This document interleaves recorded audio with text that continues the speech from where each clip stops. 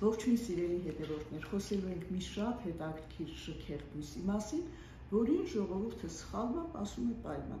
թեպետ իրականում բացարձակ կապ չունի պայմանների արմավենիների ընտանիքի հետ։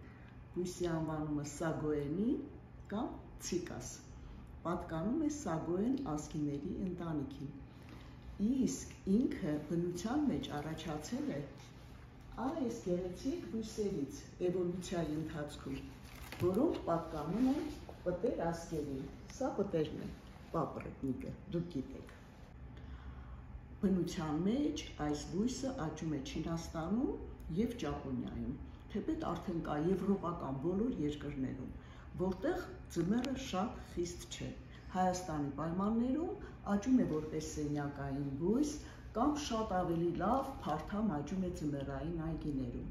Եթե դուք պատրաստվում եք տանը պահել սագոենի, ապա նրա համար պիտի ընտրեք լուսավոր, շատ լուսավոր և մեծ տարածքով տեղ։ Թեպետ կարող եք ամռան ընթացքում նրան տանել պատշգամբ կամ պարտեզ, որտեղ ավելի լավ է աճում, որովհետև բույսը բացարձակ չի վախենում նույնիսկ արևի ուղիղ ճառագայթներից։ Միակ բանը, որ մեծ վնաս է տալիս սագոենուն, դա ջրի ավելցուկն է։ Դե եկեք մանրամասը հիմա պատմեմ նրա խնամքի պայմանների մասին։ Այս բույսը դանդաղ աճող բույս է, հավանաբար հենց սրանով է պայմանավորված նրա բարձր գինը։ Ի տարբերություն սենյակային մյուս բույսերի, սագոենիները բավականին այնպես սոլիդ գին են ունենում։ Բանն այն է, որ տարվա ընթացքում փոքր հասակի բույսերը կարող են տալ մի անգամից ընդամենը 3 տերև։ Այդ տեսնում եք, սրանք նոր բացվող տերևներն են։ Երբեմն մեզ գրում են, որ բույսը սկսել է տերևներ տալ և գիտեք, այնքան լավ է, շատ երկարել է, սա բույսի համար շատ վնասակար է, որովհետև երբ լույսը քիչ է լինում, այս նոր բացվող տերևները երկարում են, ձգվում են դեպի լույսը և դառնում են ոչ կենսունակ, դրանք շատ թույլ են լինում և շատ շուտով փչանում են։ Տարիքի հետ տրվող տերևների քանակը սկսում է մեծանալ, ասենք 7-8 տարեկան սագոենիների մոտ միանգամից դուրս է գալիս 6 տերև, ավելի մեծ տարիքովները 12, իսկ երբեմն դրանք հասնում են միանգամից 24 տերևի։ Ձմռանը ջերմաստիճանը նրա համար պետք է պահել սովորական սենյակայինից մի փոքր ցածր։ Եթե մենք չունենք համապատասխան տեղ, իսկ ջերմաստիճանը լինում է 11-ից մինչև 16 աստիճան, ապա հաճախակի անհրաժեշտ է ցողել տերևները, որպեսզի ջերմաստիճանը կոտրենք։ Իսկ ինչպես ենք ցողում, տեսեք, ի տարբերություն մյուս բույսերի, որ պարզապես վերցնում էինք հավաքածուր և ցողում էինք տերևները, այստեղ կա մի նրբություն։ Պահում ենք ջրցանը ներսում և ցողում ենք տերևները դեպի դուրս, այսպես։ Հիմա կասեք ինչ տարբերություն։ Տարբերությունը այն է, որ եթե մենք ջուր լցնենք աճման կոնի վրա, ապա նախ վնասում ենք նոր դուրս եկած տերևներին, իսկ եթե նույնիսկ այդ փոքրիկ տերևները չկան,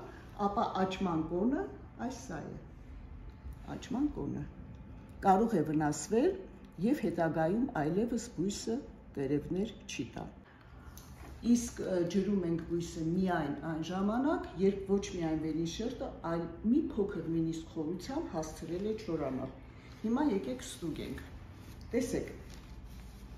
ջրելու ժամանակ դարձյալ պիտի աշխատենք այնպես անել, որ կոնի վրա ջուր չլինի։ Հիմա ես ուզում եմ փորձել և ձեզ ցույց տալ, կարելի է ջրել բույսը, թե ոչ։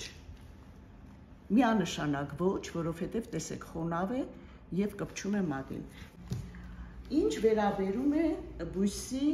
ծաղկելուն, ծաղկում է արդյոք այս բույսը։ Ծաղկում է միայն բնության պայմաններում կամ եթե մենք այն պահում ենք պատշգամբում կամ դրսում։ Ծաղիկը շատ հետաքրքիր է, նման չէ սովորական բույսերի ծաղիկներին, այլ հիշեցնում է մի տեսակ այդպես շատ աբստրակտ, շատ սյուրռեալիստական քանդակ։ Եկեք տեսնենք ինչպես է այն ծաղկում բնության պայմաններում։ Ահավասիկ սիրելիներս, ծաղկացագոյենին է, որը իհարկե շատ է տարբերվում մյուս ծաղկող բույսերից, ծաղիկը բույսի վրա մնում է շատ երկար, նաև հասցնում է ջուտիկներ տալ, այդ ներքևի ջուտիկները հեշտությամբ կարելի է հետագայում հեռացնել և դնել ծաղկամաների մեջ, իհարկե բնականաբար Հայաստանի պայմաններում ձմռանը ներս ենք բերում, իսկ եվրոպական երկրներում դրանք հեշտությամբ աճում են նաև դրսում, այսպես իսկ մեզ ողջունում են այս թիթիզների Իտալիայից։ Ուրեմն և ծաղկած ժամանակ, և տերևներ տալու ժամանակ մենք բույսին անհանգստացնել չենք կարող։ Ընդհանրապես սա այն բույսն է, որ չի սիրում հաճախակի ծաղկամանը փոխել։ Երբ կարող ենք փոխել։ Միայն այն ժամանակ, երբ տեսնում ենք, որ արմատները այս անցքերից դուրս են եկել։ Այստեղ մանր-մունր ունենք, սակայն դեռ կարող ենք չփոխել ծաղկամանը։ Այսինքն կյանքի առաջին մինչև 5 տարի մենք ծաղկամանը կարող ենք փոխել 1-2 անգամ, իսկ մեծ բույսերին ընդհանրապես անհանգստացնելու կարիք չկա։ Ինչպիսին պետք է լինի հողը։ Ցիկասի համար շատ կարևոր է, որ հողը լինի ջրաթափանց և օդաթափանց։ Կամ վերցնում ենք մենք պարզապես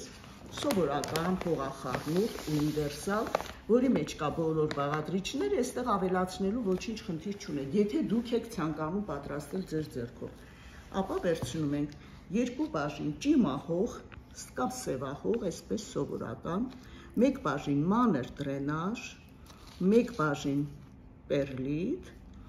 և 1 բաժին ցանկալի է կամ տերևահող լինի, կամ կոկոսի տորֆ,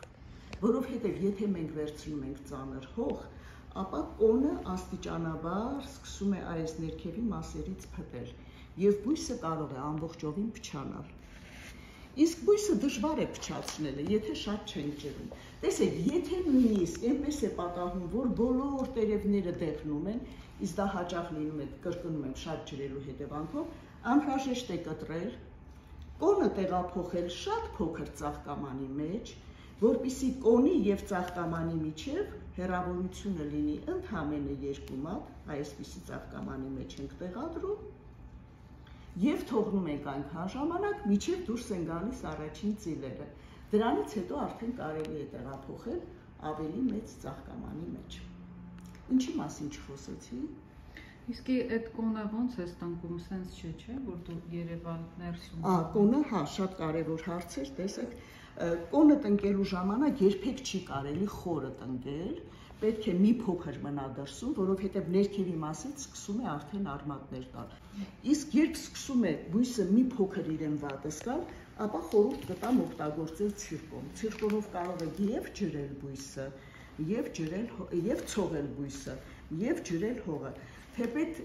ես բազմաթիվ տնական միջոցներ եմ ասել ձեզ, կարող եք տեսանյութերը նայել, եթե ցիրկոն չեք կարողանում ձեռք բերել։ Հիմա խոսենք վնասատուների և հիվանդությունների մասին։ Ընդհանրապես կայուն բույս է, դիմացկուն բույս է, հիվանդությունների հիմնականում առաջանում են, նորից եմ կրկնում, շատ ջրելու հետևանքով, իսկ վնասատուներից ամենատարածվածը դա